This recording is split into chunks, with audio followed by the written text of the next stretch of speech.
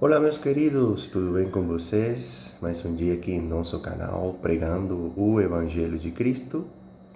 Hoje estou muito feliz porque vamos dar continuidade à nossa série de vídeos estudando os Evangelhos de forma cronológica. No capítulo anterior, a gente estudou a pesca maravilhosa, um milagre extraordinário e foi um ponto de partida no ministério do Senhor Jesus Cristo, já que ele aí chama a três discípulos importantes na caminhada desse ministério de Jesus, que seriam posteriormente o apóstolo Pedro, principalmente foi chamado, e os apóstolos João e Tiago, Tiago Maior, conhecido como Tiago Maior. Então, para aquele que não assistiu o vídeo, pode entrar aqui no meu canal. Lembrando, para aqueles que não me conhecem, meu nome é João, sou formado em Teologia pelo Instituto Mundo Bíblico e eu peço, inscreva-te no canal, compartilhe estes vídeos com todos aqueles que precisem de uma palavra, porque a palavra de Deus, ela nunca volta vazia, meus queridos, ela é como uma espada que separa alma e espírito.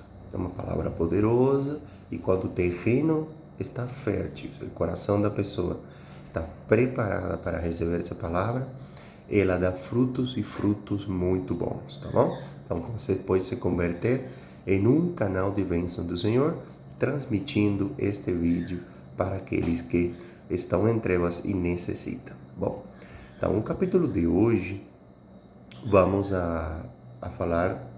vamos a estudar o livro de Marcos, tá bom?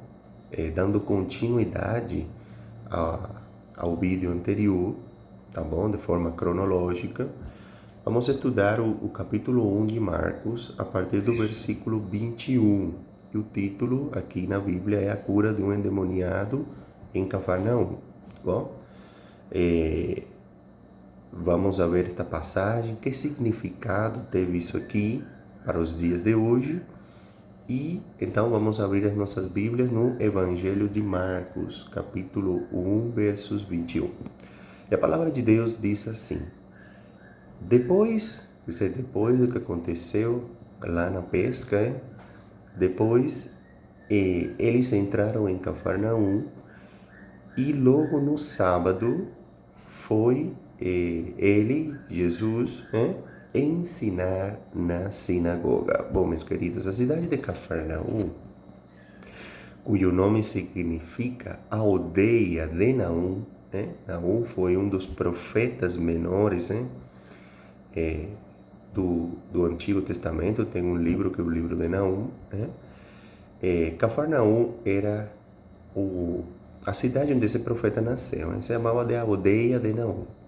Se torna o centro das atividades iniciais de Jesus na Galiléia. Lembrando que Jesus foi rejeitado em Nazaré e ele se afasta daquela cidade e vem a iniciar o ministério dele na região da Galileia, principalmente na cidade de Cafarnaum. Essa cidade era uma cidade estratégica devido à sua localização às margens do Mar da Galileia, que na realidade a gente estudou que era um lago, não era um mar, mas se conhecia como Mar da Galileia. Essa cidade estava localizada às margens do mar e sua economia e população eram bastante diversificadas. Não só tinha judeus, tinha pessoas de outras nacionalidades, tinha um porto romano lá, Então era uma população bastante diversificada. E por isso era a cidade ideal para a pesca de homens que Jesus queria ensinar a seus discípulos. Tirou de ser pescadores de peixe para pescar homens. Essa atividade de pesca de homens foi atribuída aos seus discípulos. Jesus monta na cidade o núcleo central do seu discipulado e das suas atividades, tá bom? Então ele estava em Cafarnaum, ele entra em Cafarnaum e no dia de sábado ele vai para a sinagoga. Bom, de tantas situações de perigo nas quais a humanidade estava imersa na época, a pior de todas era a a alienação religiosa. Bom, por isso, o primeiro espaço visitado por Jesus com sua mensagem e ação libertadora foi a sinagoga. O sábado era o dia sagrado por excelência, o Shabat. Então, o sábado era o dia para o povo judeu, era um dia do repouso e de culto. Bom, ali acontecia na sinagoga a escuta atenta da lei e dos profetas. A sinagoga era o lugar sagrado de reunião da comunidade, era o espaço privilegiado de pregação. Bom, e consequentemente ali também se ensinava as tradições e o cumprimento dos preceitos da lei. Então, era um espaço principalmente dominado pelos fariseus, no qual se estudava a palavra, se pregava, mas eles também ensinavam coisas que Deus não havia estabelecido, que eram tradições orais e preceitos. Isso era usado muito para escravizar religiosamente a população. Então, continuamos aqui. Maravilhavam-se da sua doutrina, porque os ensinava como quem tem autoridade e não como os escribas. Então, o ensino que Jesus estava dando era motivo de as pessoas se maravilhavam porque era diferente, tá bom? Ao que os fariseus faziam. Jesus, ao contrário dos mestres da lei, não frequentava a sinagoga para ensinar a preservar as tradições, tá bom? Nem para repetir fórmulas, nem para cumprir os preceitos, tá bom? A sua pregação, ela era contrária a tudo isso, uma vez que esses preceitos faziam parte do aparato de dominação e opressão ao qual o povo estava sendo submetido. Bom, então a autoridade com a qual Jesus ensinava consistia na sua coerência de vida e fidelidade a Deus, ao Pai. Bom, então o reino de Deus, que era objeto de pregação de Jesus, tinha sido bloqueado pela religião. Então, era totalmente contrário, era uma pregação com autoridade. Falava, ele era a palavra. Jesus é a palavra de Deus. Então ele não tinha que citar fórmula, não tinha que fazer nada. Simplesmente ele trazia o reino de Deus para as pessoas. Continuamos no versículo 23. Não tardou que aparecesse na sinagoga um homem possesso de espírito imundo, o qual bradou: que temos nós contigo, Jesus Nazareno? Viestes para perder-nos? Bem sei quem és, o Santo de Deus. Então, meus queridos, aqui vemos uma situação muito interessante. À medida que o anúncio da libertação começa a ecoar, a pregação de Jesus começa a ecoar ali dentro da sinagoga, eis que as forças do mal se evidenciam, tá bom? A presença de um homem possuído por um espírito imundo dentro ali da sinagoga comprova a completa falência daquela religião, que tinha perdido sua capacidade de combater o mal. Não é verdade? O que ameaça o mal é a presença de quê? Do bem. Até então, o mal instalado não tinha se sentido ameaçado, tá bom? Porque não havia quem irradiasse o bem naquele ambiente. Então, a possessão, meus queridos, ela é um fato real que acontece com muitas pessoas no mundo. Esse homem aqui demonstrou que estava possesso, tá bom? Pois já perturbou-se, na presença de Jesus. Mas existem possessos que não se perturbam, tá bom? Que não ficam babando e caindo pelo chão. Exemplo deles na Bíblia, Judas. Em João 13:27, fala que Satanás entrou em Judas durante a ceia, a última ceia. Ele não se perturbou. Judas foi e traiu a Jesus. Tem muita gente, meus queridos, possesso de demônio, que você não sabe, que anda, come e vive normalmente, mas está tramando contra vidas, contra pessoas. Alguns até são religiosos e estão vendendo ao Senhor Jesus. Então, a igreja precisa estar preparada espiritualmente, pois muitas destas pessoas que estão possessas, por vezes elas se infiltram dentro da congregação e estão disseminando lá dentro ódio, discórdia, fofocas, atrapalhando o crescimento das igrejas. Alguns até parecem espirituais, tá bom? Então, precisamos estar em oração, jejum e constante apego às Escrituras, à Bíblia, à Palavra de Deus, para ficarmos preparados contra as ciladas astutas do diabo. Gente, existem muitas pessoas, a igreja está infiltrada. Jesus falou em uma das parábolas que quando os filhos de Deus dormiam, o inimigo aproveitou e plantou o joio no campo de trigo, tá bom? Então, é de pensar que dentro das nossas igrejas existam pessoas que não se manifestam endemoniadas, mas que estão ali tentando apagar o crescimento da igreja, tá bom? Então vamos continuar a ver o que acontece com esse senhor que estava endemoniado. Vemos aqui, antes de continuar, como o homem fala: vieste para perder-nos. Então, a gente pode estar pensando que não existia só um espírito imundo dentro dele. Poderia ser vários, tá bom? Ou esse demônio que estava ali tomando posse desse corpo estava falando por todos os demônios que encontravam-se na terra. A gente deixa aí para dar essa pincelada, tá bom? Então, continuando o versículo 25 e 26. Mas Jesus o repreendeu, dizendo: cala-te e sai desse homem. Então, o espírito imundo, agitando-o violentamente e bradando em alta voz, saiu dele.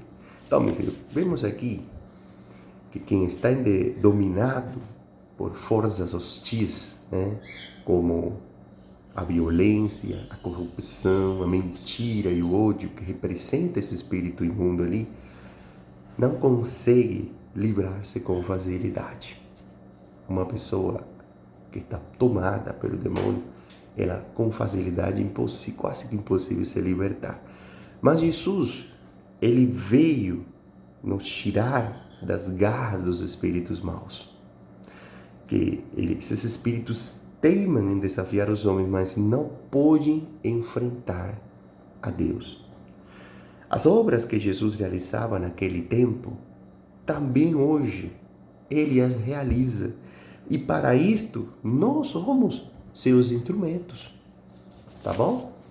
Em nome de Jesus, meus queridos, nós também podemos expulsar o mal e calar a boca dos impertinentes.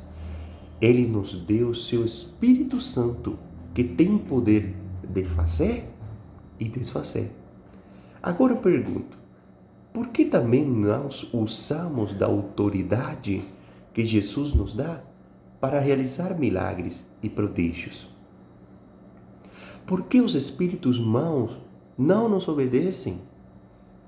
Podemos chegar então à conclusão de que talvez não estejamos vivendo em consonância com os ensinos de Jesus. Para que os nossos ensinamentos tenham credibilidade, eles devem ser acompanhados da nossa ação e do nosso testemunho fiel ao que pregamos. Bom? Jesus tinha autoridade porque não só ensinava, mas agia. Tá bom? Precisamos, meus queridos, aprender a buscar em Jesus a autoridade para ensinar contra as fontes, contra as forças do mal. Tá bom? Continuando aqui nos versículos 27 e 28, todos se admiraram a ponto de perguntarem entre si: que vem a ser isto? Uma nova doutrina? Com autoridade ele ordena os espíritos imundos e eles lhe obedecem. Então, correu célebre a fama de Jesus em todas as direções, por toda a circunvizinhança da Galileia. Então, meus queridos, o Senhor Jesus, Ele é a fonte da nossa autoridade. Dele vem a nossa autoridade, tá bom? Devemos divulgar Jesus e sua autoridade porque para que as pessoas o conheçam e possam desfrutar do seu amor, da sua paz, da sua salvação. Bom, somente Ele tem autoridade para te dar plena salvação, segurança garantida e eterna. Entenderam, meus queridos? Então aqui vemos como eles ficaram admirados, falando, é uma nova doutrina, por quê? Porque na época os judeus, para expulsar demônios, eles usavam de outras coisas, né? Às vezes usava, por exemplo, hoje, quando uma pessoa está nessa situação, muitos acudem a centros de macumba, muitos fazem preces espirituais, tem que fazer. Jesus, meus queridos, Ele tem tanta autoridade que Ele mandou calar seu espírito imundo e o repreendeu e mandou fora. E o espírito teve que obedecer e sair. Então, em nome de Jesus, se nós vivemos nos ensinos dele, em uma vida de santidade, de oração, de jejum, de obediência ao Senhor, nós conseguimos, em nome de Jesus, ter essa autoridade também. Tá bom? Essa palhaçada que muitas vezes acontece em algumas igrejas, onde se entrevistam os demônios, a pessoa está endemoniada, você coloca o microfone na boca, o demônio dá até doutrina para a igreja, o demônio fala de visões, lembrando que o diabo é mentiroso, ele é o pai da mentira. Isso aí não está em concordância com o que a Bíblia ensina, que é a expulsão imediata da entidade. Tá bom? Então, a importância de vigiar, a importância de manter uma comunhão com Deus em oração, jejum e obediência à leitura da palavra. Bom, irmãos, porque o inimigo, a Bíblia fala que está como leão ao nosso redor, procurando a quem pode devorar. E por ali tem muitas pessoas que estão dando brechas para ser tomados, para seus corpos serem tomados. Tá bom? Não toda doença mental, não toda esquizofrenia é possessão. A gente tem que ter muito discernimento, a gente tem que ter respeito pela dignidade humana. Pessoa que está com esses problemas mentais não pode ser, não se pode ser faltado respeito, entendeu? Entrar em processo de exorcismo, essas coisas não, tá bom, meus queridos? Tem que ter muito discernimento. E quando seja detectado a pessoa que está sendo dominada pelas forças, pelos dominadores do ar, aí a gente tem que tomar posse da autoridade de Jesus e em nome dele expulsar, sempre com a ajuda dos irmãos, tá bom? Então, meus queridos, gostaram do estudo de hoje? Um estudo interessante, um estudo que fala de autoridade e de ação, tá bom? Então, temos que tomar posse dessa palavra e agir sempre em nome de Jesus Cristo para combater as forças do mal. Nós temos que ter autoridade sobre as forças do mal e temos que expulsar, temos que salvar, pregar este evangelho para que aqueles que estão em trevas se nutram e ganhem a sua salvação. Vamos orar? Senhor, meu Deus, meu Pai, estamos hoje na Tua presença, Senhor, para Te agradecer por mais um dia de vida, para Te agradecer por mais um dia de saúde, de pão nas nossas mesas, de conforto em nossos lares, de saúde para nossos filhos, para nossas esposas, esposos. Senhor, nós Te agradecemos pela autoridade que o Senhor nos deu. O Senhor nos deu autoridade para contra as forças do mal, autoridade para pregar a Tua palavra, para combater falsas doutrinas, para combater falsos mestres. O Senhor nos dá coragem, nos reveste da armadura de Deus para poder enfrentar as forças do maligno. Ele é poderoso, Ele é como leão que nos quer morder, que nos quer destruir. Mas só existe um leão que é o Senhor, é o leão da tribo de Judá. É aquele que veio e que domina no céu, na terra e embaixo da terra, que recebeu toda a autoridade contra as forças do mal. Em nome de Jesus, eu peço, Pai, entra na vida desse irmão e dessa irmã que nos está assistindo. Liberta ele de toda opressão maligna. Liberta ela de toda a escuridão do inferno. Porque a Tua palavra diz que as portas do inferno não prevalecerão contra a igreja do Senhor Jesus Cristo. Em nome de Jesus, eu oro, eu Te agradeço. Amém. Glória a Deus. Então, meus queridos, muito feliz de estar aqui, trazendo esta palavra,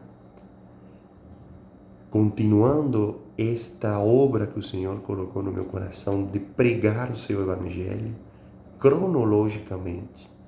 E eu te peço, me ajuda a mandar esta informação, me ajuda a mandar esta palavra para todos aqueles que precisam hoje. Compartilha em todos os grupos, WhatsApp, Facebook, compartilha no Instagram, leva esta palavra até os confins da terra, principalmente compartilha com seus familiares. Vamos fazer, não temos que ir à África, não temos que ir à Ásia, vamos fazer a obra com nossos familiares mesmos, tá bom, meus queridos? Até o próximo estudo, a paz do Senhor Jesus seja com vocês e a sua família.